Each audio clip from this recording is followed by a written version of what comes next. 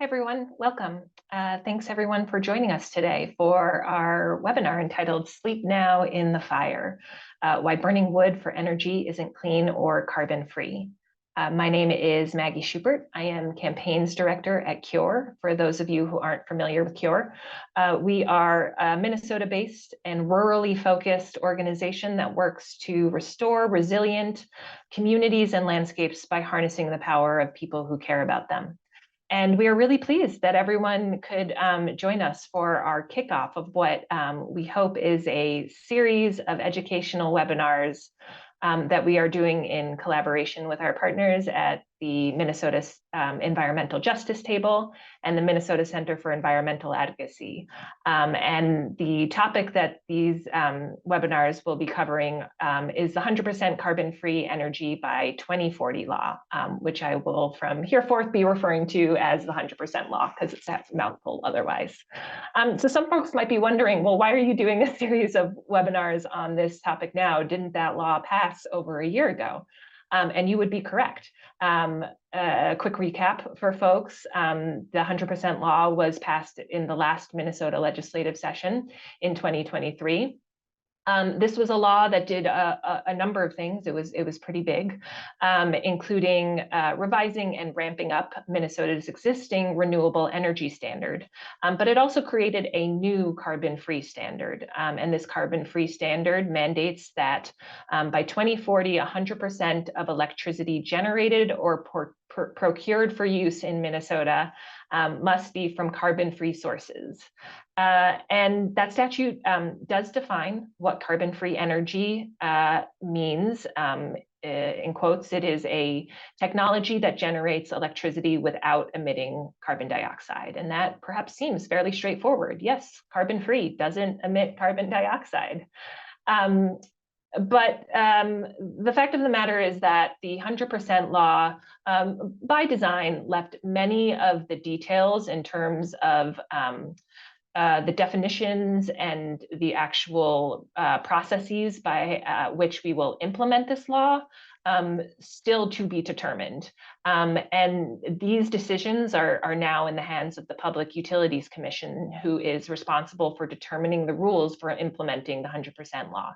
And there is currently an open proceeding at the PUC, what we refer to in this world as a docket. It's docket number 23-151, for the folks who want to go look that up in eDockets. And this is a very big rulemaking process that will go forward into 2025. And they will be taking up, have already taken up, and will be taking up a series of questions about how to implement the 100% law. There is one open comment period before the PUC right now in this proceeding, though, that is quite important. And this is a comment period where, among other things, the PUC will be deciding the rules and standards for how we define carbon-free energy. Literally asking, how should the commission define carbon-free? This comment period is open until June 26th.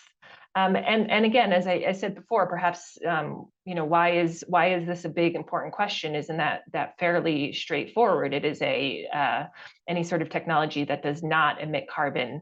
And I think to a lot of us, just generally, and also for folks who showed up to support the 100% law last year, had in mind that this meant sort of the proven climate solutions for moving away from fossil fuels that we know work in things like wind and solar. And batteries, and sort of this was the vision that we had when we came out and advocated for the 100% law. But the fact of the matter is that this is going to be a really contentious and contested debate before the Public Utilities Commission, because we know that a variety of powerful interests are going to be pushing for a very broad, all of the above approach to how we define carbon-free energy. And an approach that will they will be advocating to include a broad array of what we refer to in the climate justice and environmental justice space as false climate solutions. And these are energies, energy sources that perhaps purport to move us away from our existing fossil fuel energy system and reduce emissions, but reduce emissions in very questionable ways, and often in ways that really sort of burden communities, especially those communities that have borne the brunt of our current existing energy system, as well as ecosystems and landscapes. And these are technologies, things like biomass that we will be discussing today, garbage burning, incineration, which is already problematically defined as renewable in Minnesota, fossil fuel energy with carbon capture, and things like blue hydrogen, which is hydrogen produced from fossil fuels with carbon capture. And in this context, it's really important that advocates for climate and environmental justice really show up in this space to provide a counterforce to these industry and utility interests that perhaps don't have community interests at heart when they are pushing these false solutions. And so with that, I'm really pleased to be able to welcome our guest presenters for the day to talk about woody biomass, Laura Haight and Katie Eisman from the Partnership for Policy Integrity, who have deep experience in this area. And they will be followed by Evan Mulholland, the Healthy Communities Program Director, Minnesota Center for Environmental Advocacy. And he'll be talking about an existing wood biomass facility that we have in the state. We will be leaving question and answers to the end of all the presentations, but we'll have time for that at the end. So please feel free to put your questions into the Q&A box or into the chat as we go forward, and we'll address those at the end. Before I pass it over, I just want to do a little bit more sort of Minnesota context setting about the wood biomass sector. For those who follow this sector may know that this is an industry that has been in something of a decline for over a decade. We've had closures of formerly existing biomass facilities and reductions in production. But we know that the industry, the various industries involved in this sector are really looking to make a comeback in large part based on the large amount of federal funding and incentives in things like the Inflation Reduction Act, which in and of itself is taking a fairly broad approach to how it defines clean energy. And so this is the context in which we are approaching the carbon-free standard docket in Minnesota.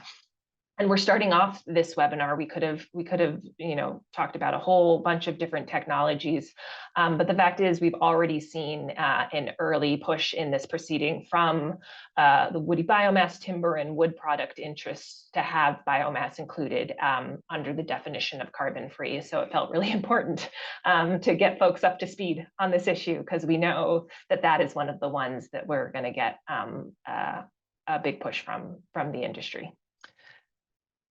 One final thing I just wanted to say about the Minnesota context. You might not be able to tell this from the background behind me, but I am in northern Minnesota. I live just outside of Ely in the woods. And so I think it's important to acknowledge that we do have an issue with wildfire risk in the state. I don't really need to tell people that.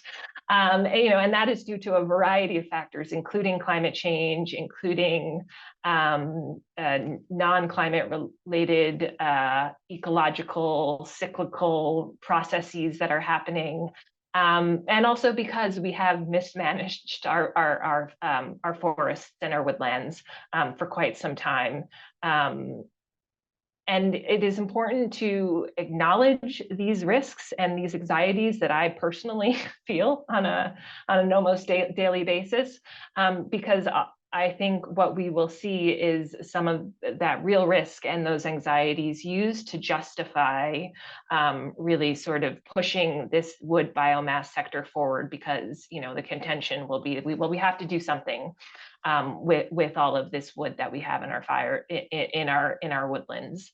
But the context that we're talking about today in terms of the carbon-free standard is we're not talking about localized small-scale use of burning wood in district heating systems or things like that. We are talking about utility scale biomass facilities attached to our energy grid system.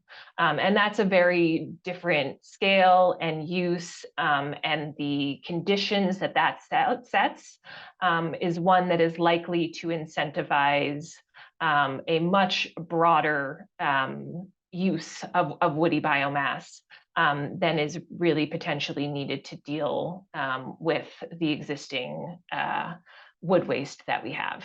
And so again, I feel personally that it's important to acknowledge that, that specific context that we have in Minnesota, because I do not want to see that weaponized as we move forward.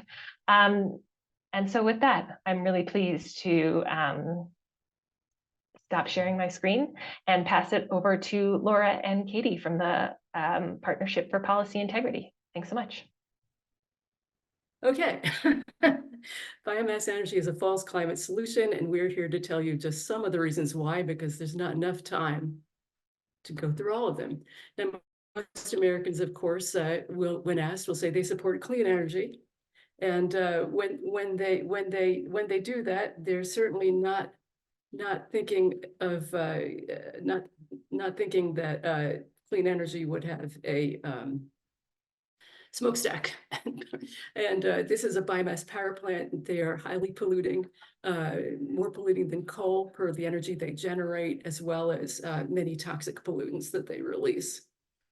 Unfortunately, biomass energy gets a lot of incentives through various state and federal policies. It's treated as renewable energy, just as wind and solar are, and that's the case in Minnesota and most places in the world. It's also treated in many programs that are designed to reduce CO2 emissions as carbon neutral, which I'm going to be discussing in more detail in this presentation. I want to keep an eye on the time also. Katie, you'll give me a nod at the 15-minute mark. So the next policy battleground that we're seeing is laws like in Minnesota, and carbon-free standards, zero emission standards, because how we define that will determine whether biomass has a future, or really a renewed future in the United States, because as an industry in the US, even with the many generous incentives that it receives, it still can't compete with clean renewables like wind. Basics on biomass, it actually includes anything that's organic, so it includes wood, it includes crops, garbage, the portion of municipal solid waste that comes from organic matter like paper, food scraps, whatnot, that's considered biomass and exempt from many of these same programs that don't count CO2 emissions from burning it. Landfill gas, alcohol fuels. So it's a fairly complex universe of items that are considered biomass. But from the purpose of power plants, most biomass energy comes from burning wood. And that wood could be wood pellets, it could be wood chips. Many of these wood burning plants also burn contaminated wood, like railroad ties, which are very, very toxic. They're treated with creosote or pentachlorophenol. They can burn tires. This is all in their permits. Pretty much anything that burns a solid fuel can burn wood or other solid fuels. It's a matter of what they're permitted to do. But it's important to know, in addition to all the hazardous air pollutants that result from burning wood, that you could also be exposed to what's in treated wood. And Minnesota's law is pretty straightforward. It has a new goal of 55% renewable electricity by 2035. Biomass does qualify in your state as renewable electricity. And 100% carbon-free electricity by 2040. Now, biomass does not qualify. Carbon-free, this is straight from the law, means a technology that generates electricity without emitting carbon dioxide. Now let's take a look. How much carbon dioxide does burning biomass generate? Well, a whole lot from the stack, 50% more than coal actually from the stack. And that's because burning wood is highly inefficient. Most of the energy burned goes up as CO2. Biomass power plants, the average commercial scale electricity plant is maybe 24% efficient. That's even less efficient than coal. And so if they're not using that carbon for energy, it's going out the stack as CO2. So this should be the end of the story, right? Right? Biomass power plants, they emit carbon, so they don't qualify. Well, oops, sorry. It's not the end of the story. Currently, biomass is, just a small portion of Minnesota's electricity. But as you can see here, and this is actually, you've got a great site on the NISO website where you can see real time. So I pulled this down yesterday around 3:50. So I can't pull out the percentages, but you can see that the coal, which is the black section there, is a very significant portion of the electricity stream in Minnesota. And that's important, and I'm going to be coming back to that a lot, in part because that's already the forestry industry is lobbying the Minnesota PUC to treat biomass energy as being eligible for this carbon-free standard. And a direct quote from their letter that they submitted, and thanks Hudson for catching this, there's a real opportunity to meet the carbon-free energy by 2040 goal by converting coal-burning power plants to enable the use of renewable woody biomass feedstocks. Already this is happening in Hibbard and Hibbing. This is what they want to do, and this is what they're going to be fighting to do. Now, going back to that slide, I highlighted little to no net carbon dioxide CO2 emissions, because that's why I'm here, is to sort of explain how they can get away with making this argument that actually biomass energy doesn't add to your CO2 emissions and how it would fit with a carbon-free standard. So when you talk about biomass energy, you're typically not talking about the emissions that are coming from the stack. You're talking about net emissions, and that's assuming that living matter would be, for instance, a tree. You cut down the tree, but a new tree will grow and ultimately absorb those excess emissions. And so the net emissions is the amount that is the difference between the stack emissions and what would be reabsorbed. This is very complicated because there's a lot of variables. You're talking about different types of wood being burned, different environmental conditions, different efficiencies at which it's burned, different distances in which the fuels are transported. It's not a simple thing to come up with life cycle analysis, but typically a proper scientific life cycle analysis would include the carbon emissions from the harvesting, the logging, the production, whether it's wood pellets, which are more energy intensive, or wood chips, the transportation, and the burning. That's what a scientific life cycle analysis would be of the carbon emissions. And it would include both the biomass emissions and the fuel emissions. Unfortunately, most life cycle analyses in practice around the world don't count the carbon emissions from the burning of the biomass fuel. They treat the biomass fuel trees as carbon neutral. And I'll explain how they get away with that. And they shouldn't, because it's not scientifically valid. Carrying that is just a cheap shortcut. Carrying that shortcut further, we're seeing threats for BECCS, biomass energy with carbon capture and storage, being claimed as carbon negative, because right? If you treat the burning wood as carbon neutral and you capture the carbon that's coming out, then you're carbon negative. And we're seeing those arguments even made in Minnesota. Here's a case study where you can see what I'm talking about. This is a McNeil biomass power plant in Vermont. It's also a converted coal plant. They are trying to expand into an environmental justice community, of course. And they are saying that this is, Vermont has been very big on being green and clean and very proud of their plant. And they're claiming that the life cycle emissions from burning their wood is only 16,000 metric tons.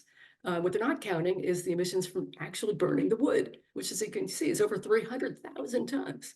Now, using their models, they can say that burning Wood at McNeil provides, much, much, much cleaner fuel than what they could buy off of the grid. But then when you count all the emissions, you can see it's actually considerably higher than what you could buy, the power that they purchase off of the grid. So this is an example, and this is not an unusual example of the games that are played with carbon accounting from burning wood. Here's another, way it's portrayed. Fossil fuels go straight up into the atmosphere, and it's a straight line linear, whereas biomass carbon, you've got this beautiful circle, blue and green.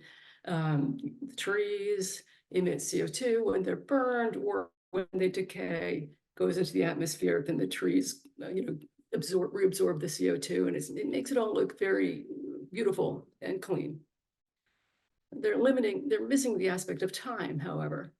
So in reality, the scenario we want is the top box here. That's the wind or solar. You don't have any emissions coming from power plants. You let the trees grow. This is what the IPCC says we need to do, is reduce emissions dramatically in the next 10 years and, increase our carbon sinks, our natural carbon sinks, and forests are the major natural terrestrial carbon sink by far. So this is what we want. Fossil fuel scenario, we're not advocating for that, but you can see that in a fossil fuel scenario, if you let the trees grow, at least they'll be absorbing some of the carbon coming out of the stacks. And the biomass energy scenario is the worst of both worlds because you've got even more carbon coming out of the stacks per unit of energy than fossil fuels, and you're reducing the trees that are taking that up. And this is all an issue of time, right? Because it takes a long time for a tree to regrow. And so depending on a lot of factors, it could be, decades, it could be centuries before that carbon would be recaptured from, cutting a tree down and growing new growth to absorb it. And that's even if the tree is allowed to grow. And I'm not going to get into a lecture about changing ecological conditions with climate change. 25-acre clear cut would fuel a 50 megawatt biomass power plant for about 21 hours. So this is like a day's worth. And in 10 years is not a whole lot of regrowth. Even, sustainable forestry, quote unquote, where they're not doing the clear cutting, you see significant disturbance of forests, removal of carbon. It's also loss of carbon in the soils, many problems that, many things that affect the carbon storage capacity of the forest. So the argument is, well, what if the trees are dead anyway? Maggie mentioned the issue of wildfires.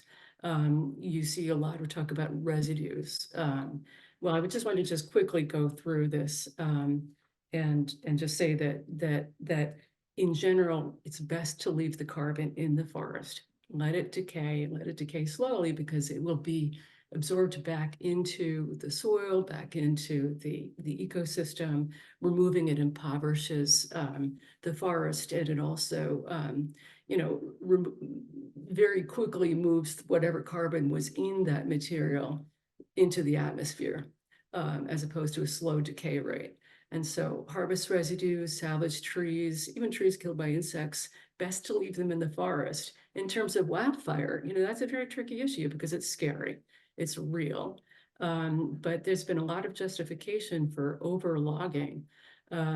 Backwoods logging in California, they call it hazardous fuels management. They say it's because the forests have been mismanaged and too much, flammable material is developed. And there's been a lot of science in California disproving that.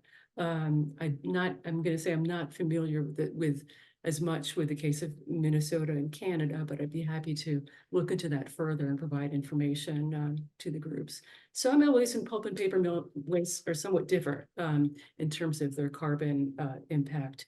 And I'll just show you, this was done by the Canadian Forest Service, the types of things that we look at. This is over 100 years. Look at the upper right box. That is coal to comparing wood use and how long it takes for that carbon to be reabsorbed compared to coal use. So the bottom line of that, I know this is a lot of lines. Harvest residue at the bottom, all green means if it was going to be burned anyway, then there's no difference between burning wood or coal. And then for living trees, you can see for 75-year-old trees, 120-year trees, it's all black. That means that it's always going to, for at least 100 years, there's going to be more carbon in the atmosphere from burning that tree than if you had burned coal.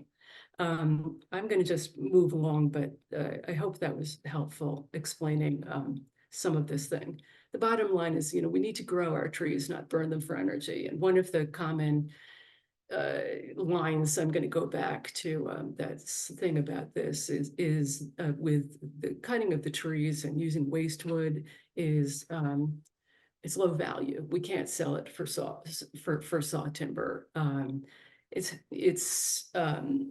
We need to thin it for proper forest management. There's a lot of, in other words, there's a lot of overselling of the need to log forests. And, in the West Coast, thinning is anything that's up to 21 inches in diameter. So their diameter breast height. So there's just a lot of play. And of course, once it's turned into chips, you're not going to know whether that came from a tree chop or a limb or a tree that was killed. I mean, it's just no way of verifying that. I'm just presenting what's happened as an extreme in other countries that have stronger incentives for biomass energy than we have here in the US. It's actually had a direct result in increasing logging pressures on US forests. Whoops. Case point is the Drax coal plant in England. It's the largest utility in England, and they converted all 6 of their power stations to burning wood pellets. And claiming that that's carbon neutral and being allowed to treat as renewable energy, getting, literally billions in credits for doing that. And their solar energy industry hasn't gotten anywhere nearly that amount of money. And it's just very, very simple to convert a coal plant to a wood plant. For example, where they've had these strong policy drivers for renewable energy, which is in European Union and England, the balance has been made up by biomass. Look at from 2005 onward, it's the big growth has been in biomass, and that dotted line is solid biomass. And so biomass is now about 60% of the renewable energy in the European Union. A lot of the wood pellets are coming from the US Southeast, but now that's expanding to British Columbia, probably, a lot of provinces of Canada. I wouldn't be because Minnesota is a little bit farther away from the ports, you might be saved for a while, but tremendous damage being done in the name of this false climate solution. And why? Again, these are important take-home points for Wisconsin. I think this is my last slide. The Renewable Energy Directive treats biomass power plants and wood heat as renewable energy and subsidize them.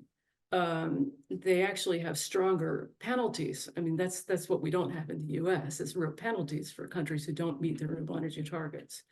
And the fastest and cheapest way to meet these ambitious renewable energy targets are to convert coal power plants to burn wood.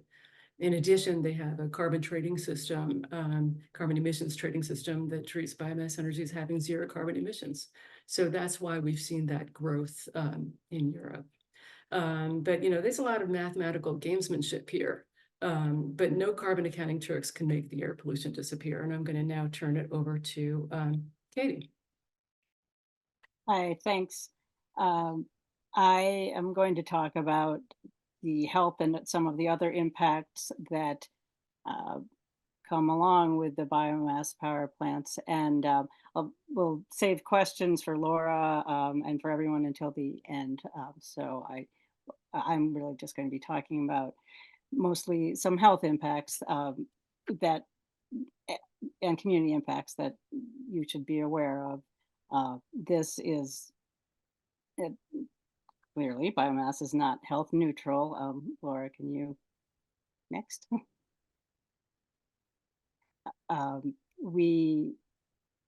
This is a chart that shows 3 different power plants, gas and biomass and coal of comparable size and efficiencies. And you can see the different types of pollutants are coming from the different plants, and that it's far worse for biomass than coal for all of the pollutants except for sulfur dioxide is worse for coal here. Next. And, you know, the basic takeaway is that, well, wood is natural, it is harmful, and there are a variety of organizations, including this one, Doctors and Scientists Against Wood Smoke Pollution, that have lots of data covering the impacts. Next. And I'll basically, you have probably heard of PM 2.5, the fine particulate emissions that come from wood burning and other power plants, but the wood burning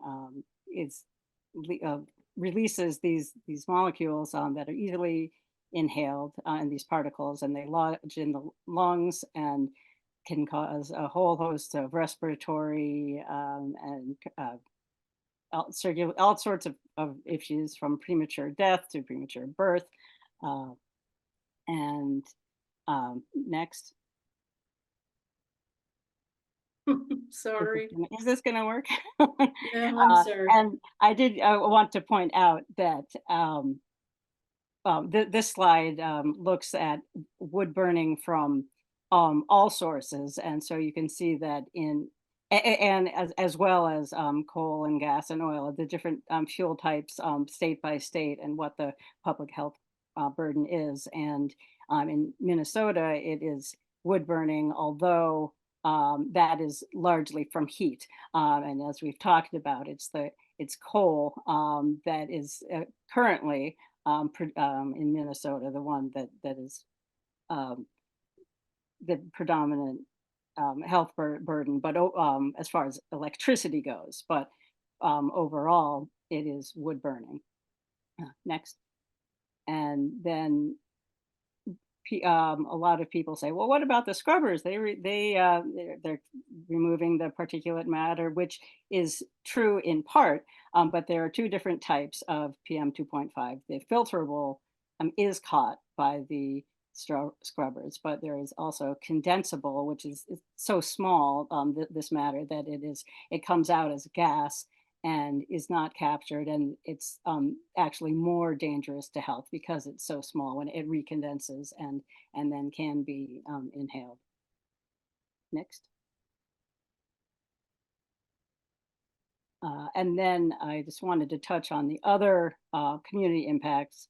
Sorry. Well, very briefly, but so what this I came across this article that actually is dealing with Hibbard and the fact that sometimes there have been times when they're unloading these trucks every 20 minutes, so that the truck and traffic exhausts can be extreme, as well as air and water quality violations, dust and noise and odors and fires and explosions. These are just some of the impacts that we see from the biomass plants. And next. In Massachusetts, where I live, just about an hour from me, there has been a long-standing opposition in this environmental justice community of Springfield, Massachusetts, which had been is 2019, it was deemed the asthma capital of the United States. And there have been slated for years now to have a biomass plant built there. And I can go on to the next slide. I just wanted to demonstrate how different types of activism and advocacy, from people in the streets to reaching out to the media, have led to, and you can go on to the next slide, where ultimately it led to not only that power plant not being built, but through legislative and regulatory advocacy, we were all able to get biomass removed from Massachusetts renewable portfolio standard. So this was a major victory for the movement, so that the subsidies for renewable energy could actually go to non-emitting technologies rather than to burning things. And next slide. And so I looked around to see what was happening in Minnesota, and it was heartened to see this. And maybe someone can tell us about the backstory, but there has been an effort when getting rid of the coal plants to bring online solar and wind, and that's really what we would like to see is, we're not advocating for the coal to stay open, but we want to make sure that the transition away from fossil fuels is towards non-emitting technologies. And we can go on to the next slide. This one, I do want to point out that I read that there was analysis that found that 1/3 of Minnesota's electrical needs could be met by solar, just rooftop solar, and obviously there's a long way to go. Right now, it's only about 4%. This is a bit of a wonky quote to end this part of the presentation, but it really encapsulates what we're talking about. And then you can go on to the next one, where we boiled it down to Bill McKibben in just a few words, saying to counter climate change, we need to stop burning things. I mean, that's really what it comes down to. You combine, whether it's the health impacts that move people to understand that biomass is a problem, or the climate impacts, or both. Different aspects will move different decision makers. So that's part of the reason to make sure that everybody understands all of the impacts. And we will end there. Thanks. Great. Thank you so much, Laura and Katie. And so with that, I am going to pass the mic to Evan Mulholland from MCEA, and I'm going to share his slides on my screen. So give me 1 minute. Thanks, Maggie. Thanks, Laura and Katie. So I'm Evan Mulholland. I'm just going to talk for a couple of minutes about one thing, the Hibberd Renewable Energy Center, which burns wood in Duluth. So again, I'm Evan Mulholland. I'm a Healthy Communities Program Director at the Minnesota Center for Environmental Advocacy. And we are a 50-year-old organization this year, so happy birthday to us. And our mission is to use law and science to protect Minnesota's environment, natural resources, and the health of its people. All right, next slide. I'm going to talk really briefly to make sure there's time for questions. So I like maps. I like thinking about where things are. The Hibberd plant, so what you see on this map is sort of Duluth, the strip of Duluth on the upper left, Superior's in the middle. And in that red circle is where the Hibberd plant is. Prime real estate, by the way. Next slide. Here's an overhead shot that I took off Google Maps. One of those things is that amazing hydraulic lift where they don't even have to shovel the wood chips out of the truck. They just tip the whole truck. Next slide. Here's a picture that the PCA took. This is what it looks like. You can see it really clearly when you go over the bridge. It's the only one in the harbor with those double orange stripes. Next slide. All right, so here are the basics. It was originally built in the 1930s as a coal plant, and there's several units, some of which were changed or retired, but the two that are operational were installed in 1947, 1951, and the total megawatt output is 47 megawatt. It burns chips. It also does burn some coal, and they also do use a little natural gas, I believe, to start it up, but it's almost all wood currently. In the past, it provided steam to a paper plant through pipes. That plant closed and then changed and was rebought, and they're no longer providing the steam. One thing we do know is that there's a lot of industry pressure for this plant to remain operational. The people who do wood timbering really like to have an output for their wood, in part because the paper industry is shrinking in Minnesota and the wood industry is shrinking. Next slide. It's variable. I took this off a website. This is the monthly net generation for Hibberd. It changes all the time. Like some years there's a lot, some months there's a lot. it's been running more the past couple of years than in the earlier part of the 2010s. So just an interesting up and down to get a picture of it. All right, next slide. So here's what I want to really emphasize. We did a study. We contracted with PSE to do the study, Physician Scientists, Engineers for Healthy Energy, on behalf of us, MCA, Fresh Energy, and the Sierra Club, inside the Minnesota Power IRP, Integrated Resource Plan. And we can put the link. Oh, Hudson, thank you. The link is in the chat. You can read it. And next slide. So what they did in this plan, I'll just talk about it really in a summary manner. They just looked at the health impacts from PM 2.5. The emissions include other pollutants, including obviously CO2, but also NOx and some other stuff. But PM 2.5 is very easy to model. There's a lot of data and a lot of technology that you can show where the PM 2.5 goes, who's impacted by it, and what the incremental harm to the populations downwind. They use the INMAP tool and the COBRA tool, the EPA's co-benefits risk assessment screening tool. And what they did was look at the emission data from 2021, come up with an emission factor, extrapolate it out over each year in the Minnesota Power Plan from 2021 to 2035. And they determined that just in terms of mortality, increased mortality because of Hibberd, $437 million in health impacts just from people who wouldn't have died as soon as they would with this plant versus without. Also important, if you look at the maps on the next slide, just a second, the downwind, the people impacted are disproportionately Native American by a factor of 3 on a per capita basis. We'll show you that slide in a second. And then we also did our own modeling based on just what you could do if you put in more wind and more solar, more demand response, and more batteries. And if you'd done that and retired Hibberd and done some other changes with the coal and the gas, you would save money for ratepayers. So that's what we tried to argue in the last IRP. We got some of the things we asked for, but we're still going to be fighting about the Hibberd plant in the next IRP.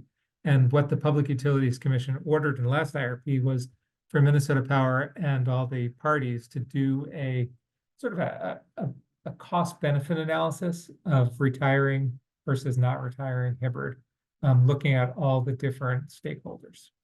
So we're excited to work on that again in the next IRP. All right, next slide. These are just some maps showing total health impacts from PM 2.5, both total and the bottom is per capita. You can see that most of the harm from the Hibberd plant is not in Minnesota. It's in Wisconsin and Michigan, which is also an inequitable outcome. Next slide. Oh, and then I thought this was really cool. They, out in Alexandria by Washington, they are converting an old coal-fired power plant from electricity to a mixed-use housing, retail, whatever. And then you start thinking about Duluth and the housing crisis that we've got in a lot of our cities.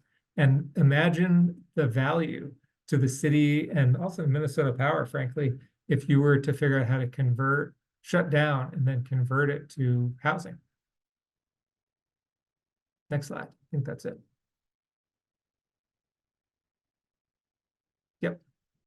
So that's my presentation. I'm happy to answer questions either in this webinar or offline. Great. Thank you so much, Evan. Yeah, and now we can move to Q&A. And it's going to be sort of open, and I will do my best to make sure that that goes smoothly. There has been some movement in the chat. There was one question. Well, there was a couple questions in the Q&A. The first one I feel like has been answered both by Katie and Evan, but just about sort of particulate matter pollution. The question was whether it's the same as just burning wood smoke. Evan said yes, and then the both of you addressed that. I just want to make sure there's nothing else we want to say about the air pollution impacts or if we think that's been covered. I mean, I'm not sure what to say about the air pollution impacts. I mean, burning the similar amount of wood as Hibbert does, open, like without filters, would be much worse. I don't know if that's the question. It's better for air pollution purposes to capture some of the pollution. But the pollution's the same when you burn it in a fireplace, when you burn it in a Hibbert, or you burn it in a campfire. Right, and so the larger particles are being caught, but the more dangerous ones aren't. or so there's less pollution than if it was unfiltered, but plenty of it is still getting through. Sometimes the proponents of biomass energy will say, oh, we're conflating heat and electricity and they're different, but ultimately it is the same particulate matter that is the problem as far as the health impacts are concerned. Yeah, and ultimately, I'll answer the other question that Timothy has in the chat. I would advocate for all biomass facilities to be shut. We need to electrify our systems, both heating and power and transportation. Though I will add, I think there is room for discussion around that. I might have a slightly different take on that, being, as I said, sort of in northern Minnesota. But again, I think sort of in the context, I don't think we should be conflating things. Burning wood for energy is different from burning wood from heat, and sort of the reasons and the scales and things like that. Those are all things that super matter. Yeah, and I said the efficiency is way different too. Yeah, I think Katie or Laura talked about that in the beginning. Like a power plant, any thermal power plant is inefficient. You lose much of the energy that you put into heat. So if you're using the wood for heat, it's much more efficient than converting it to electricity and then channeling it through the wires, obviously. Yeah, exactly. There was another, I think, interesting question in the Q&A that I have some thoughts on, but I'll offer it to our other folks first. Why is biomass able to get so much more funding compared to solar? Is that a lobbying issue? And Laura did respond in the chat, partly because of the scale of the units. They generate more energy than most solar installations. But I guess what I will say, I think, is I find that question very interesting because I think it raises the issue. There is a lot of incentives for solar and for wind and for other forms of renewable energy right now. There is also a ton of money for a whole bunch of other forms of more questionable energy sources under the banner of clean energy.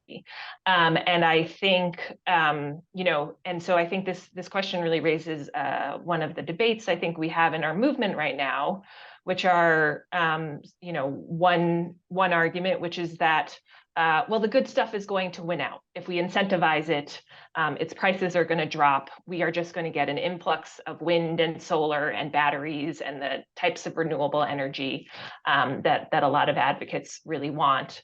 And the other stuff will remain marginal.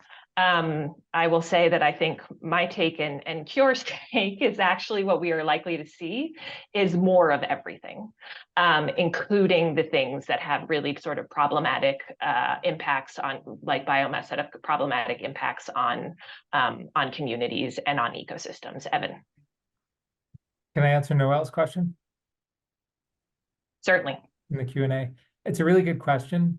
And the question is, how do we quantify the effects specific from Hibbert eastward as opposed to other non-point source pollution? And I encourage you to download that report. It talks about the methodology more succinctly than I can, but they're not measuring the effects, they're modeling the effects. They're saying, if you emit this pollution from this height in this country, in this spot, they know from the models what the effect will be, where the pollution will go, and how it will affect the people there incrementally.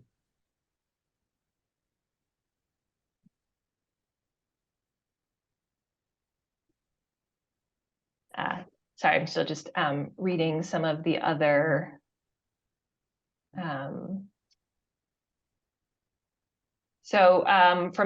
Barbara Fries at MCEA, can Laura talk more about the evidence about the climate impacts of burning sawmill and paper wood waste? What is the source of that slide with the green and black and yellow stripes? Hi, yes, I'll type in, you can Google it, Lagunier range and uncertainties, and you'll pull up That's a Canadian scientist his, who studied. his article. He's not, he's with the Canadian Forest Service. Can people hear Laura? I can't hear Excuse me? Laura. Yeah, you're a bit distorted, Can you- Laura.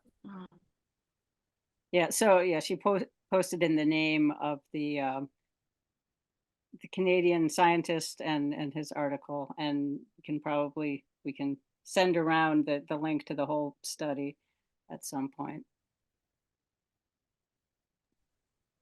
We have a question from Michael. I hopped on late, but I was curious if there's any role for biochar as a beneficial opportunity to deal with at least some of the major deadwood fuel that is present across much of northern Minnesota from spruce budworm infestation, which is a real issue. Budworm has created significant risk for wildfire in the region, and I'm curious about the best way of managing this major source of standing fuel by potentially harvesting it for biochar production versus just felling the trees and allowing them to rot with GHG emissions associated with this decomposition.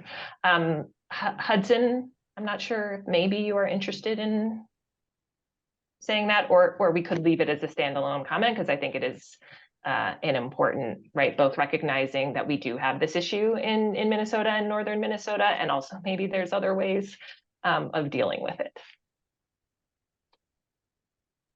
I don't see Hudson unmuting himself, so I would just point up. Maybe he wants to say something. You go first. I'm on a very slow connection. Okay, well, I was just going to point back to the time issue with if you leave fallen trees that have fallen for whatever reason, if you leave them to decompose, it's going to take many years for carbon to be released into the atmosphere, and some of it will be reabsorbed into the ecosystem. Well, if you're converting it through any sort of burning method, then you're releasing. I mean, I know it's also, then you're releasing. You're making the biochar through charring it through if you're releasing you're burning it, then you're releasing the some carbon right away. More in a climate relevant time frame, right? I would also add that the biochar process has an energy dent because you have to have a fuel to create the biochar. So it's not like you either leave the trees to rot or you make biochar and they're pretty much the same. You have to cook that wood at a very high temperature in the absence of oxygen, which is a fun science experiment. But if the plan to save the climate is to do that at a landscape scale, good luck. It's going to be very hard to create enough biochar to actually help the environment. And as Katie's saying, you'll harm the environment in the meantime as well.